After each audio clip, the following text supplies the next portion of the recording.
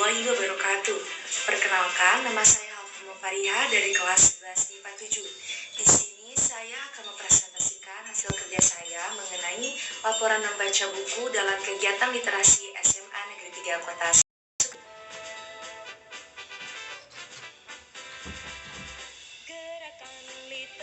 Buku yang saya baca berjudul Sistem Kedokteran Nabi, Kesehatan dan Pengobatan Menurut Petunjuk Nabi Muhammad SAW atau At-Tibbun Nabawi. Untuk penulisnya yakni Ibnu Qayyim Al-Jauziyah dan diterjemahkan oleh Dr. Andas Haji Agil Husin Al-Munawwir MA dan Dr. Andas Abdurrahman Umar. Untuk penerbitnya dari Dina Utama Toha Putra Semarang pada tahun 1994. Untuk tebalnya ada 194 halaman dengan ukuran 14,5 kali 20,5 cm. Untuk harganya kurang lebih 90.000.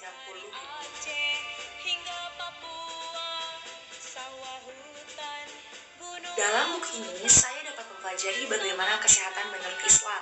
Banyak sekali pendapat menurut ahli kesehatan dalam Islam yang pendapatnya diterima oleh orang-orang yang baru mendalaminya. Materi yang disajikan pun mudah dipahami dan dimulai dari hal-hal kecil yang sering terjadi di kehidupan sehari-hari.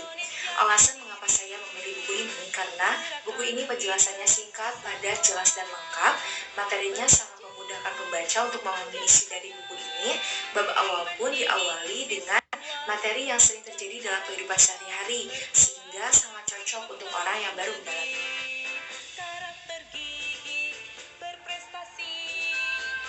Buku Sistem Kedokteran Nabi, Kesehatan dan Pengobatan Menurut Nabi Muhammad SAW merupakan buku yang diterjemahkan dari At-Tibbun Nabawi karangan Ibnu Qayyim Al-Jauziyah.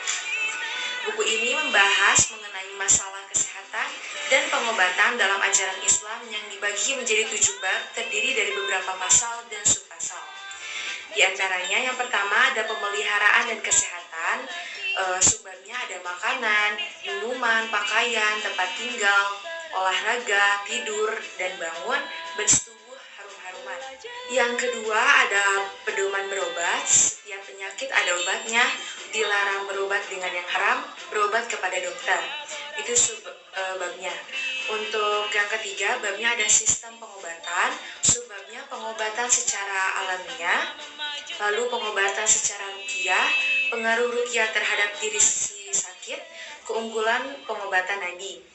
Yang bab keempat ada pengobatan penyakit, subbabnya ada macam-macam penyakit, sumber penyakit, mencegah atau menolak penyakit, menghilangkan atau menyembuhkan penyakit. Untuk subbab yang kelimanya ada penyakit dan obatnya, subbabnya ada penyakit rohani dan penyakit jasmani. Untuk yang keenam ada sumber pengobatan dan makanan bergizi serta khasiatnya. Subbabnya ada berasal dari akidah dan ibadah, berasal dari keterampilan dan teknologi, dan yang terakhir berasal dari alam. Untuk penutupnya, beberapa pendapat atau komentar mengenai kesehatan dan kesimpulan. Sehingga dapat disimpulkan bahwa buku ini menjelaskan mengenai ilmu kesehatan dan cara mengatasi masalah kesehatan serta pengobatan dalam ajaran Islam, dari mulai masalah yang mudah sampai yang sulit dipecahkan.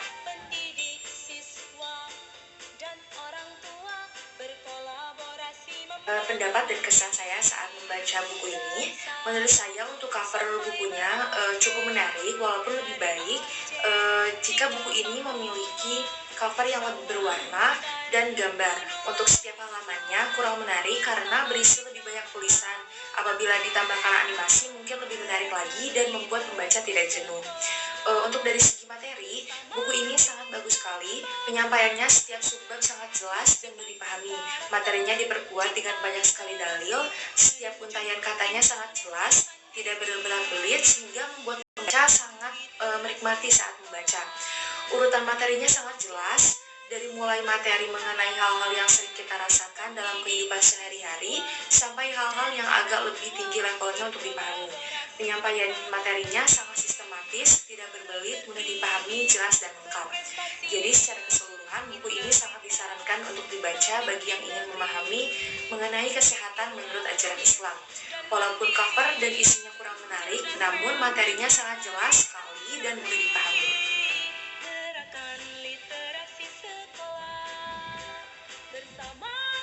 ini merupakan cover depan dan belakang dari buku Sistem Kedokteran Nabi.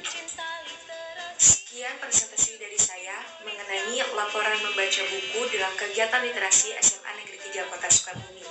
Semoga bermanfaat. Wassalamualaikum warahmatullahi wabarakatuh.